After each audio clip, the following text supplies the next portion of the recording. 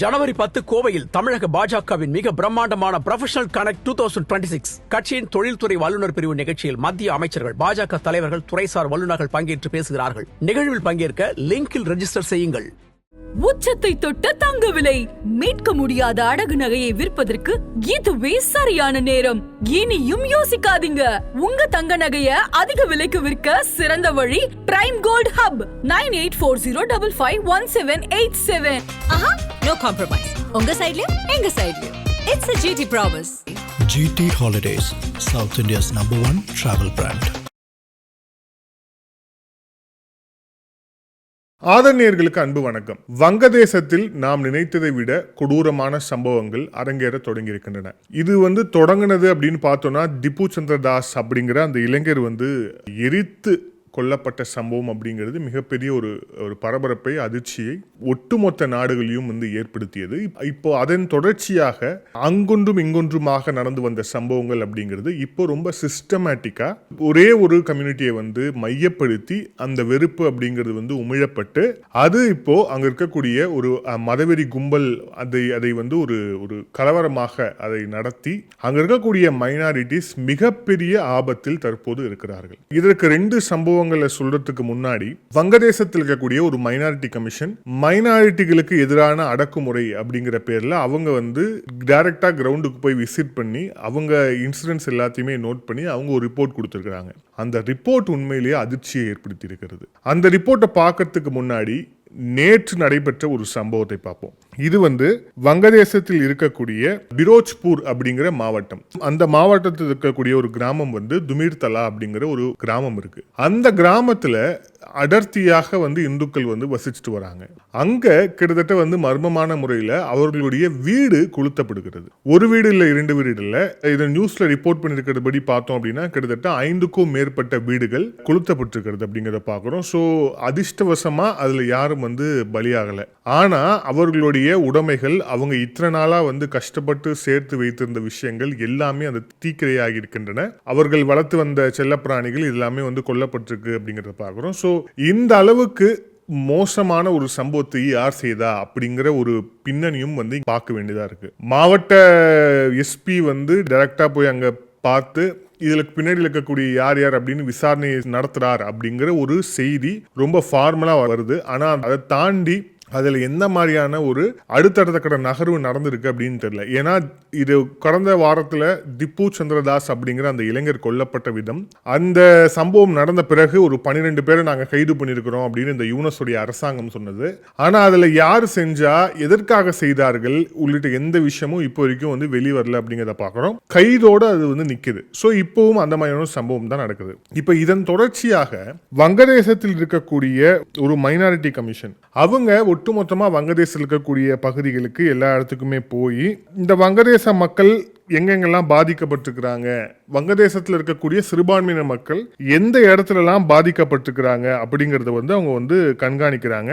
அது மட்டும் இல்லாம அது சம்பந்தமான தகவல்களை சேகரிக்கிறாங்க. இந்த ஆணையத்தோட பேர் human rights congress for Bangladesh minorities, HRCBM அப்படிங்கிற அந்த அமைப்பு நேரடியாக களத்தில் போய் இறங்கும் போது கிட்டத்தட்ட 71 சம்பவங்கள், வங்கதேசத்துல 71 சம்பவங்கள் மைனாரிட்டிஸுக்கு அகைன்ஸ்டா நடந்திருக்கு. மைனாரிட்டிஸ்னா இந்துக்கள், கிறிஸ்துவர்கள், அப்புறம் பௌத்தர்கள். இந்த பிரிவையும் குறிவைத்து நடத்தப்பட்ட தாக்குதல் அப்படின்னு சொல்லிட்டு கிட்டத்தட்ட 71 சம்பவங்கள் அப்படிங்கிறது ரிப்போர்ட் ஆயிருக்கு. அதன் தொடர்ச்சியாக பாருங்க, கிட்டத்தட்ட 30 மாவட்டங்கள் இந்த சம்பவங்கள் நடைபெற்றிருக்கிறது அப்படின்ட்டு அவங்க குறிப்பிட்டிருக்கிறாங்க. சந்த்பூர், சோட்டாகிராம், தினாஜ்பூர், குலானா, கொமிலா, காசிப்பூர், தன்காலி, சைஹிட் உள்ளிட்ட மாவட்டங்கள்ல அவர்கள் மீதான தாக்குதல் அப்படிங்கிறது அதிகரிச்சிருக்கு அப்படிங்கிறது அந்த ரிப்போர்ட்ல வரக்கூடிய மிக முக்கியமான ஒரு விஷயமா அதுல தெரிய வந்திருக்கு. அதை தாண்டி பாருங்க, இந்த சம்பவங்கள் எல்லாமே சிஸ்டமேட்டிக்கா நடக்குது அப்படிங்கிறத அவங்க குறிப்பிட்டிருக்கிறாங்க. இங்கதான் அங்க ஆட்சி செய்து வரக்கூடிய யூனஸ் என்ற அந்த நபருடைய உள்நோக்கம் என்ன அப்படிங்கிறது நம்ம ஒரு முறைக்கு 2 முறை யோசிக்க வேண்டியதா இருக்கு. ஒரு இக்கட்டான சூழல் இருந்த வங்கதேசத்தை நான் சரிப்படுத்தினேன், நான் தான் சரிசமமா எல்லாரையும் நடத்தி அந்த பிரச்சனையை என்னாலதான் சால்வ் பண்ண முடியும் அப்படின்ட்டு வானத்துல இருந்து குதிச்ச இந்த யூனஸ் அப்படிங்கிற இந்த நபர் அங்க இருக்கக்கூடிய மைனாரிட்டியோடைய உரிமையை, அங்க இருக்கக்கூடிய மைனாரிட்டிகளுடைய உடைமைகளை பாதுகாக்க ஒரு அரசு ரீதியாக அவர் ஏதாவது நடவடிக்கை எடுத்தாரா அப்படின்னா மிக நிச்சயமாக இல்லை. ஆனா அதை தாண்டின பல விஷயங்கள் தான் இப்போ நடந்துகிட்டு இருக்கு அப்படிங்கறத பாக்குறோம். இதற்கு மிக முக்கியமான பின்னணியா as of now இப்போ வரக்கூடிய தகவல் அடிப்படையில் சொல்லப்படுவது அங்க இருக்கக்கூடிய ஜமாத்தி இஸ்லாம் அப்படிங்கிற மிக முக்கியமான ஒரு அரசியல் இயக்கம். அந்த இயக்கத்துக்கு தொடர்புடைய இந்த ஃப்ரிஞ்சு குரூப்ஸ் எல்லாமே, ஜமாத்தி இஸ்லாமே ஒரு ஃப்ரிஞ்சு குரூப் தான், அதன் தொடர்ச்சியா இருக்கக்கூடிய ஃப்ரிஞ்சு எலிமெண்ட்ஸ் தான் இந்த தாக்குதலை நடத்திட்டு இருக்கிறாங்க. அதுவும் குறிப்பா அவங்க செய்யறது அப்படிங்கிறது ஆன்டி இந்தியா கேம்பெயின்.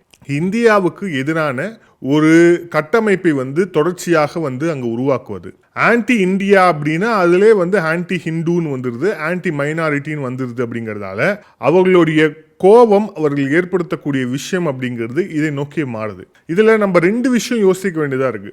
ஏன் அப்படின்னா வங்கதேசத்தோடைய அந்த இப்போ 2022 கடைசியா வங்கதேசத்துல சென்சஸ் எடுத்தாங்க. அந்த சென்சஸின் அடிப்படையில் பார்த்தோம் அப்படின்னா வங்கதேசத்தில் இருக்கக்கூடிய இந்துக்களுடைய எண்ணிக்கை 1.5 கோடி. 1.5 கோடி இந்துக்கள் வசிக்கக்கூடிய பகுதியா வங்கதேசம் இருக்கு.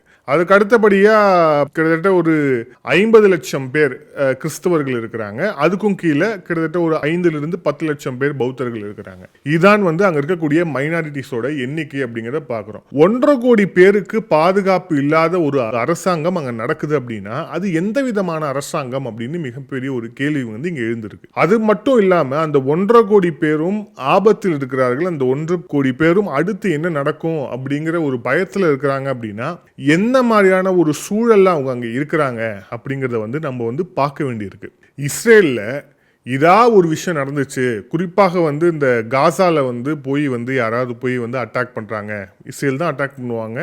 ஏன் இஸ்ரேல் அட்டாக் பண்றாங்கன்னா அதுக்கும் பல்வேறு பெரிய பெரிய கேள்விகள், பெரிய பெரிய பதில்கள் அப்படிங்கிறது இருக்கு. இதுல இஸ்ரேல் ஒரு தாக்குதலை காசால நடத்திடுச்சு அப்படின்னா ஆல் ஐசான் RAFA அப்படின்னு போட்டு இன்ஸ்டால ஃபுல்லா ட்ரெண்ட் பண்ணக்கூடியவர்கள் ஒரு நாட்டில், அதுவும் குறிப்பாக சிறுபான்மையின் மக்களாக கூடிய ஒரு மக்கள் மீது நடத்தப்படக்கூடிய ஒரு தாக்குதலை எந்த அளவும் பெரிய அளவுக்கு கண்டிக்காம அதை அப்படியே கடந்து போய் கிட்டத்தட்ட 1.5 கோடி மக்கள் இப்ப நாம அடுத்து என்ன செய்யறது அப்படிங்கிற ஒரு பயத்துல வாழக்கூடிய ஒரு சூழல் இருக்கு. அப்படின்னா இதை கண்டிக்க யாரும் முன் வரல அப்படிங்கிறது மிக முக்கியமான ஒரு விஷயமாக இருக்கிறது. அப்போ ஒரு விஷயத்த அரசியல் பண்ணணும் அப்படின்னா நீங்க கண்டிப்பீங்க, அரசியல் வேணானா கண்டிக்க மாட்டீங்களா அப்படிங்கிற மிக முக்கியமான ஒரு கேள்வியும் இருக்கு. ஏன்னா யாரும் வைக்கல, எந்த ஒரு பிரபல பாலிவுட் நடிகர்களும் இதை போடல, ஒரு சிலர் போட்டிருக்காங்க அப்படின்னு பாக்குறோம். யாரும் இதை பெருசா போடல.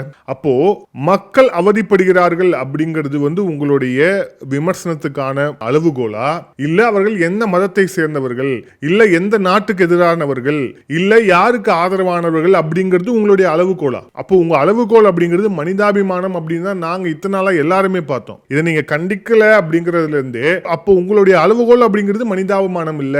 ஒரு இளைஞரை நடு ரோட்ல வச்சு எரிச்சு கொல்றது அப்படிங்கிறது அப்போ இவங்களுடைய மனிதாபிமானம் அப்படிங்கிறது தூண்டப்படல. உள்ள வச்சே வீடை கொளுத்துறது அப்படிங்கிறது அப்போ இவங்களுக்கு மனிதாபிமானம் பொங்கி எழல. அப்ப எப்பதான் பொங்கி எழும்? இஸ்ரேல் போய் திருப்பி காசால போய் அட்டாக் பண்ணா எழுமா? காசால இஸ்ரேல் போய் அட்டாக் பண்றதுக்கு தமிழகத்துலலாம் மிகப்பெரிய அரசியல்வாதிகள்லாம் ஒன்னா கூடி போராட்டம்லாம் நடத்தினாங்க. ஆனா அவர்கள்கிட்ட கூட ஒரு கண்டனம் கூட வரல. அது ஏன் அப்படிங்கிறதுக்கான விஷயம் அப்படிங்கிறது வேற. இப்போ இந்த மாதிரியான ஒரு சூழல் தான் இங்க நீடிச்சிட்டு வருது, குறிப்பாக வங்கதேசத்தில் நீடிச்சிட்டு வருது. ஜியோ பொலிட்டிக்கலா ஓவராலா பார்த்தோம் அப்படின்னா 1971 எந்த மாதிரியான ஒரு சூழல் அப்படிங்கிறது இந்தியாவுக்கு இருந்ததோ, எதை நோக்கி இந்தியா அழுத்தப்பட்டதோ அதே மாதிரியான ஒரு சூழல் தற்போது நடக்க தொடங்கி இருக்கிறது அப்படிங்கிறத பார்க்கிறோம். இந்திரா காந்தி அவர்கள் இந்தியாவுடைய பிரதமராக இருந்தபோது அங்க ஆபரேஷன் சர்ச் லைட், அந்த சர்ச் லைட் அப்படிங்கிறது அவங்க குறிப்பிட்டது, குறிப்பாக பாகிஸ்தான் நடத்திய அந்த ஆபரேஷனே அந்த ஒட்டுமொத்த பாகிஸ்தானுக்கும் பிரதமராக ஆக வேண்டிய ஒருவரை கொல்லுவதற்கு அவங்க பண்ண ஆபரேஷன் தான் அந்த operation searchlight. Mujibur Rahman அப்படிங்கிற மிகப்பெரிய ஒரு தலைவரை அவரை கொல்லணும்னு சொல்லிட்டு இவங்க ரோடா ஏரியாவா போய் அங்க இருக்கக்கூடிய மக்கள் மீது கடுமையான ஒரு அழுத்தத்தை, கடுமையான ஒரு அடக்குமுறையை வந்து கட்டவிழ்த்து விட்டது பாகிஸ்தான் ராணுவம். அங்கிருந்து சாரசாரையா மக்கள் வந்து இந்தியாவை நோக்கி வந்தார்கள்.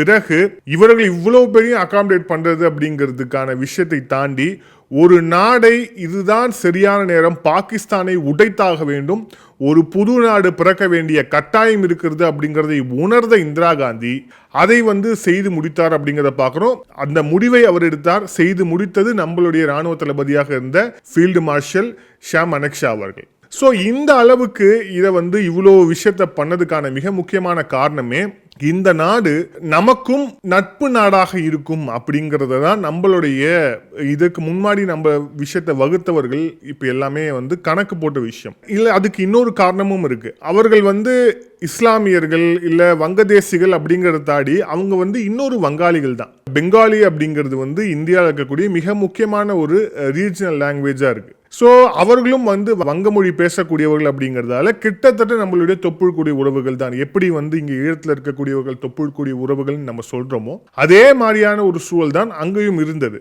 ஆனா அது வந்து அப்படியே தலைகீழாக மாறி எந்த பாகிஸ்தானை இந்தியாவோட ராணுவத்தோடு சேர்ந்து அங்க இருக்கக்கூடிய மக்கள் விரட்டி அடித்தார்களோ இப்ப அந்த மக்களை அப்படியே ஓரம் வச்சுட்டு ஒரு ஃப்ரிஞ்ச் எலிமெண்ட்ஸ் வந்து உள்ள வந்ததுக்கு அப்புறம் இப்ப அந்த நாட்டை ஒட்டுமொத்தமாக ஒரு கிழக்கு பாகிஸ்தானாகவே மாற்றக்கூடிய ஒரு அவலம் அப்படிங்கிறது அங்க வந்து ஏற்பட்டிருக்கு. இந்த அவலத்துக்கு அத்தனைக்கும் காரணம் அந்த யூனஸ் அப்படிங்கிற அந்த கொத்தடிமை, அதன் பின்னணியில் இருக்கக்கூடிய ரொம்ப வெளிப்படையா சொல்லணும்னா CIA அப்படிங்கிற அந்த உளவு அமைப்பு, அந்த உளவு அமைப்புடைய இந்த ராட்சச கரங்கள் மூலமாக அங்க ஒரு ஆட்சி மாற்றத்தை ஏற்படுத்தி அதன் மூலமாக அங்க அவங்களுக்கு வந்து சென்ட் மார்ட்டின் ஐலாண்ட் உள்ளிட்ட விஷயங்களை அவங்களுக்கு அனுகூலமா பெறணும் அப்படிங்கிறதுக்காக இந்த வேலையை செஞ்சிருக்கிறாங்க. சென்ட் மார்ட்டின் ஐலாண்ட்ல இப்போ ரொம்ப ரீசெண்டா அவங்களுடைய ராணுவ தளபதி வக்காருஸமான் அங்க போயிருக்காரு. வக்காருஸமானுக்கு சென்ட் மார்ட்டின்ஸ்ல என்ன வேலை?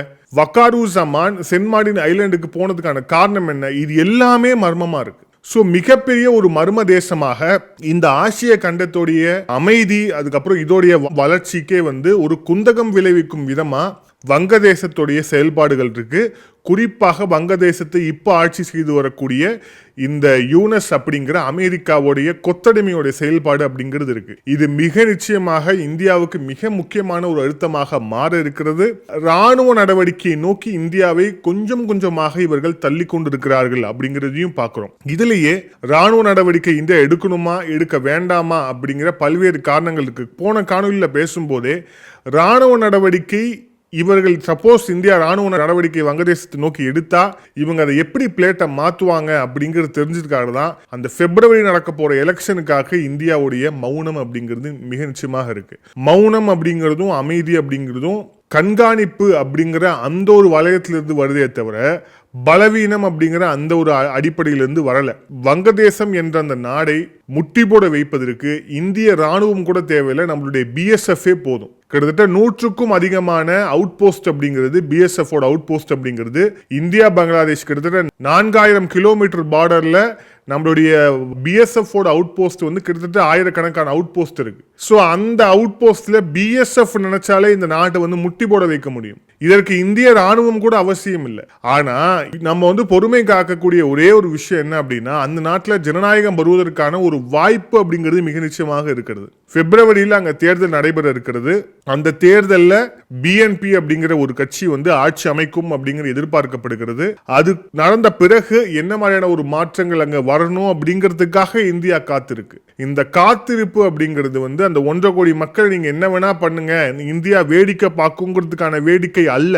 1000 இருந்தாலும் அது இன்னொரு நாட்டுடைய ஒரு உள் விவகாரம் அப்படிங்கறதால சில விஷயங்கள்ல அமைதியாக போக வேண்டிய கட்டாயம் அப்படிங்கிறது இந்தியாவுக்கு இருக்கு. ஆனால் இந்த அமைதி அப்படிங்கறது வந்து ஒருவேளை இவங்க வந்து மேலும் மேலும் தூண்டலாம் அப்படின்னு நினைச்சிட்டு இருந்தாங்க அப்படின்னா அதுக்கான விஷயம் நடக்காது.